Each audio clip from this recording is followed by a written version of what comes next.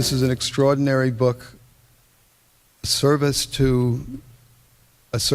patriotic service and a service to the values that Sidney Hillman represented, that the trade union movement at its best represents. And so I'm very, very honored to present this year's Hillman Prize for Book Journalism to Jane Mayer for The Dark Side.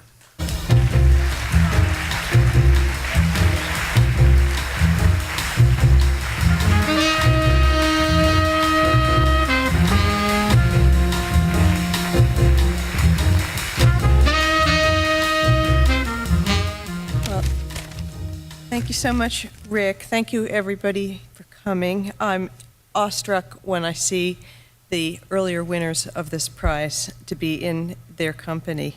I have to say about Rick that now his role as my career patron is out, but there is still a secret role that he has played that I will have to tell you about too, which is that it's something like the character from the fairy tale Rumpelstiltskin. You can hand him dross at the end of the day at the New Yorker, just, piles of crummy writing, and it comes back polished gold in the morning. It's something that they call the Rick polish at the New Yorker, and there's nothing like it if you want to come out looking elegant. So he's a great friend, a great writer, fantastic journalist. I was warned by people not to give a long list of thank yous for fear of kind of getting into the Academy Award peril.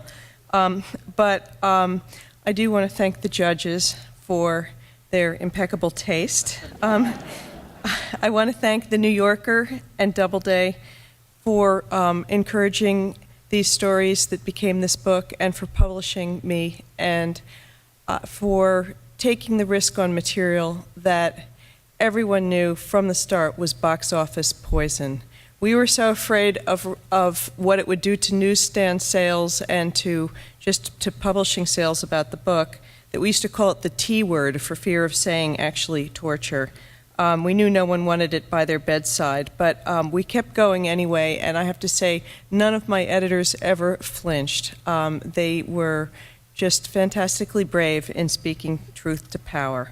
I also finally want to thank my dad, who is here tonight, Bill Mayer. He had the foresight to send me to nursery school, I am told, with Sidney Hillman's grandchildren. And so I have been working on this moment far longer than most people think.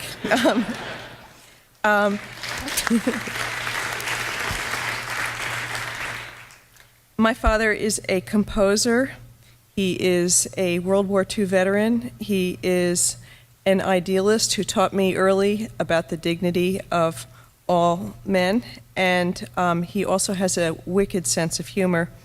And he recently said to me somewhat slyly, "Torture has been rather good to you, hasn't it?" And I have to admit, it is odd to get such adulation for such a terrible topic. When my book came out, interviewers would ask me if it hadn't been upsetting to spend so much time with such an awful subject. And I had to say, the truth sounds very callous, but the truth is I felt exhilarated working on this book. I think the true confessions of most investigative reporters would be similar. Like trauma surgeons, it's not that we wish for suffering, but nothing tests one's skills quite like a catastrophe, and the last 8 years have been a catastrophe.